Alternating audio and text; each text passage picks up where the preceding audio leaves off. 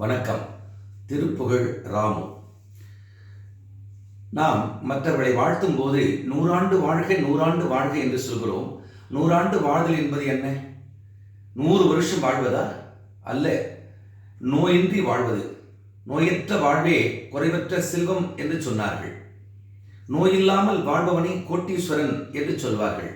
அந்த வகையிலே 100 ஆண்டு வாழுகின்ற வழியினை சதகங்கள் காட்டுகின்றன. அதிலும் குறிப்பாக அம்பலவான கவிராயர் முருகப்பெருமான் மீது பாடிய குமரேச சதகத்திலே மாதத் திருமுறை மாதரை புல்குவது என்று தொடங்கும் இந்த பாடலிலே வருடத்திற்கு 2 முறை பேதிக்கு சாப்பிட வேண்டும், அதாவது குடலினை சுத்தம் செய்ய வேண்டும்.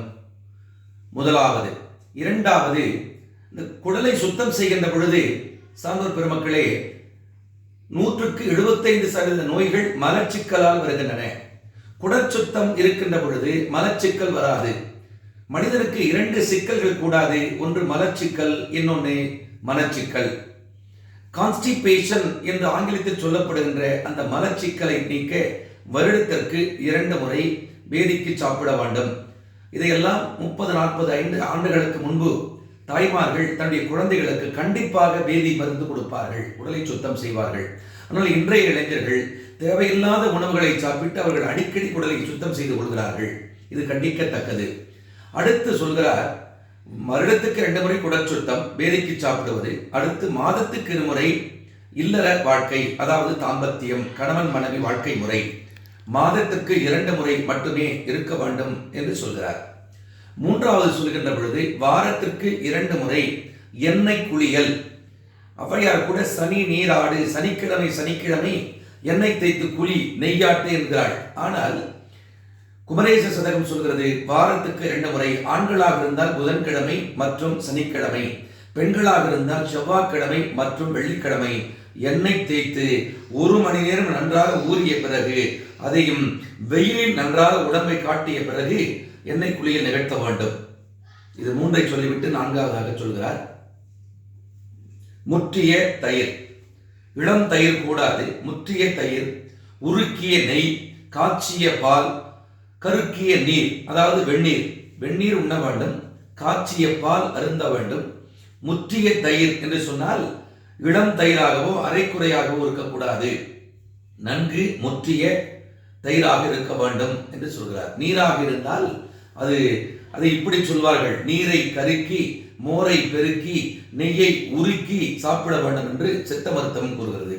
அது மட்டுமல்ல, இதோடு இளநீர், வழுக்க இல்லாத இளநீர் அருந்த வேண்டும் என்று சொல்கிறார். இவ்வாறு நாம் உணவினை எடுத்துக்கொள்ளும் பொழுது நம்முடைய உடம்பானது ஆரோக்கியமாக இருக்கும் என்கிறார். மேலும் ஒரு செய்தியை சொல்கிறார், திருமணமாகின்ற ஆண் பெண் இருவருள் ஆணை விட பெண் இளையவளாக இருக்க வேண்டும் என்ற செய்தியை கண்டிப்பாக பதிவு செய்கிறார். நீர், இளநீர் என்று சொன்னார், அதுவும் வழுக்க இல்லாத இளநீர்.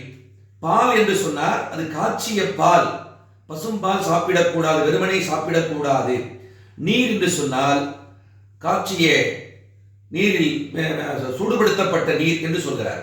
அதுபோல திருமணமாகின்றதா, உன்னை விட இளையவளாக அவள் இருக்க வேண்டும் உன் மனைவி என்பதை அவர் பதிவு செய்கிறார். இப்படி உணவு உண்ட பிறகு தண்ணீர் அருந்த வேண்டும். சாப்பிடும் பொழுது இடையிலே தண்ணீர் அருந்தக்கூடாது என்று வலியுறுத்த மருத்துவர்கள் கூட அதான் சொல்கிறார்கள்.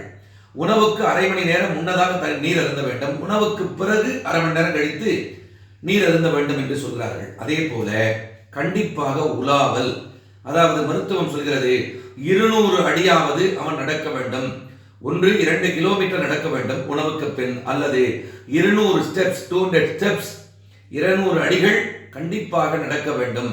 இவ்வாறு ஒரு நாளினுடைய, ஒரு ஆண்டினுடைய தன்மையை, உணவை அமைத்துக் கொண்டால் வாழ்க்கை 100 வயது நிச்சயமாக இருக்கும், நோயற்று இருக்கும் என்கிறார் அம்பலவான கவிராயர் குமரேச சதகத்திலே. இதை பின்பற்றுவோம், 100 ஆண்டு வாழ்வோம். நன்றி, வணக்கம். அடியன் திருப்புகழ் ராமு. என்னுடைய யூடியூப் ஐடி பார்த்தீங்கன்னா திருப்புகழ் ராமு என்று நீங்கள் சப்ஸ்கிரைப் பண்ணுங்கள். தொடர்ந்து என்னுடைய பல்வேறு முக்கிய இலக்கியத்தில் இடம்பெறுகின்ற அறிவியல் ரீதியான, வாழ்வியல் ரீதியான, உணவியல் ரீதியான செய்திகளை நான் அதை பதிவிடுவேன். அதையெல்லாம் நீங்கள் கண்டு களிக்க வேண்டும் என்று கேட்டுக்கொள்கிறேன். சப்ஸ்கிரைப் செய்யுங்கள். நன்றி, வணக்கம்.